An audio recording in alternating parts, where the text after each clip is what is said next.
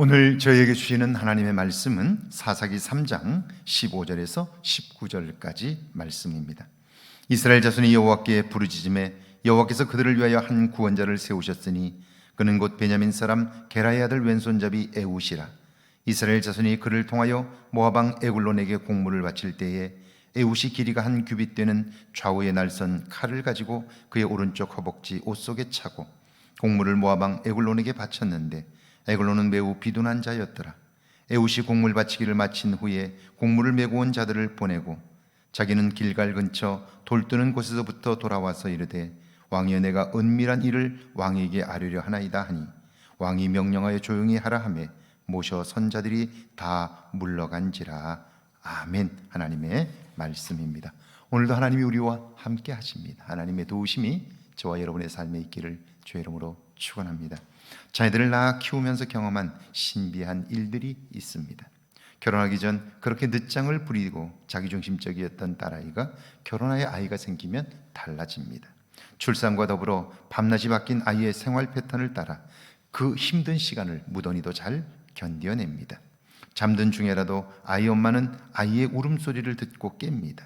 여러 아이들이 있어도 정확히 내 아이의 울음소리를 구별합니다.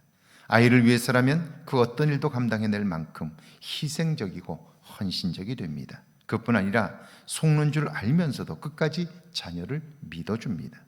이런 인간의 모습이 하나님을 닮았다고 말하는 것일 겁니다. 15절이죠. 이스라엘 자손이 여호와께 부르짖음에 여호와께서 그들을 위하여 한 구원자를 세우셨으니 그는 곧 베냐민 사람 게라의 아들 외손잡이 에웃이라. 이스라엘 자손이 그를 통하여 모압 왕 에글론에게 공물을 바칠 때에 이스라엘 백성들은 자신의 생각에 옳은 대로 자신들의 눈에 좋아 보이는 대로 살았습니다. 그래서 하나님을 버렸고요, 이방신들을 섬겼어요. 가나안의 딸들과 혼인했고 그들의 문화에 젖었습니다. 결국 그들은 타락한 삶을 살았고요, 주변 나라의 공격에 속절없이 무너졌습니다. 그들을 섬기며 조공을 바쳤는데 그것이 너무나 고통스러워 하나님께 도움을 요청했습니다. 그러자 하나님은요, 기다렸다는 듯이 그들을 위하여 한 사람을 세웠고 그들을 구원해 주십니다. 진실한 부르짖음, 그것이 구원을 불렀던 거죠. 16절과 17절입니다. 에웃이 길이가 한 규빗 되는 좌우에 날선 칼을 만들어 그의 오른쪽 허벅지 옷 속에 차고 공물을 모압 왕 에글론에게 바쳤는데 에글론은 매우 비둔한 자였더라. 에웃이 조공을 모아가지고 가서 모압 왕에게 바칩니다. 그는 오른쪽 허벅지에 칼을 차고 들어가는데 분명 두렵고 떨리는 일이었을 거예요. 그럼에도 하나님의 사람은 그것을 두려워하지 않아요. 왜냐하면 하나님을 두려워하기 때문이죠. 그렇습니다. 두려워할 것을 두려워하면 더 이상 그에게 두려움은 없습니다. 그분이 모든 것을 하실 수 있기 때문이죠. 그런데 두려워해야 할 하나님을 두려워하지 않으면 온통 모든 것이 다 두려울 수밖에 없어요. 우리가 가지고 있는 한계 때문이죠. 18절과 19절입니다. 에웃이 공물 바치기를 마친 후에 공물을 메고 온 자들을 보내고 자기는 길갈 근처 돌 뜨는 곳에서부터 돌아와서 이르되 왕이여 내가 은밀한 일을 왕에게 아뢰려 하나이다 하니 왕이 명령하여 조용히 하라 하매 모셔 선자들이 다 물러간지라. 에웃은 조공을 바치고 돌아가는 척하고 돌아가다가 은밀하게 왕에게 돌아와 왕을 아련합니다.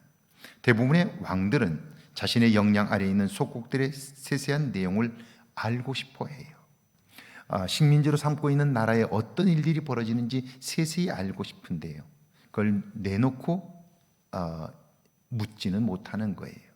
그래서 은밀하게 찾아와 이야기를 하려고 할 때 그 이야기가 솔깃할 수밖에 없는 거죠. 그래서 아마 이 왕은 이 에웃이 돌아와 그렇게 이야기할 때 그 나라의 비밀한 얘기를 이야기해 줄 거라고, 아니라면 그는 특별한 예물을 나에게 바치려고 할 거라고 생각을 했을 거예요. 그래서 신하들을 물리고 그를 대면하게 되는 거예요. 자, 조용히 그와 독대를 하게 되는데 결국 그 독대를 하게 되는 그 중심에는 욕심이 있는 거죠. 결국 그 욕심이 위기를 불러오게 되는 거예요. 오늘 사는 우리들도 마찬가지입니다. 우리 속에 욕심이 자리 잡으면 해서는 안 되는 일도 우리는 과감하게 하게 돼요. 그래서 큰 낭패를 겪게 되는 거예요.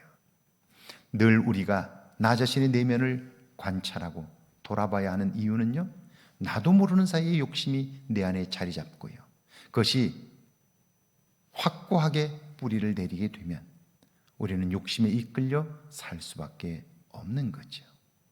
그리스도 예수로 말미암아 욕심을 이기고 살아 하나님과 깊은 교제를 이루는 저와 여러분 되기를 주의 이름으로 축복합니다. 함께 기도합니다. 진실한 부르짖음이 내게 있게 해달라고요, 내 안에 자리 잡은 욕심을 발견하게 해달라고요, 함께 기도합니다. 하나님 아버지, 은혜와 사랑을 감사합니다. 하나님 앞에 진실한 부르짖음이 있게 하옵소서. 나 자신을 보게 하시고 알게 하시고 하나님의 뜻을 쫓아 살게 하옵소서. 나도 모르는 사이에 내 안에 자리 잡은 욕심을 발견하게 하셔서 욕심을 뿌리채 뽑아내게 하시고 하나님의 인도하심을 받아 주님과 깊은 교제를 이루는 복된 삶이 되게 하옵소서.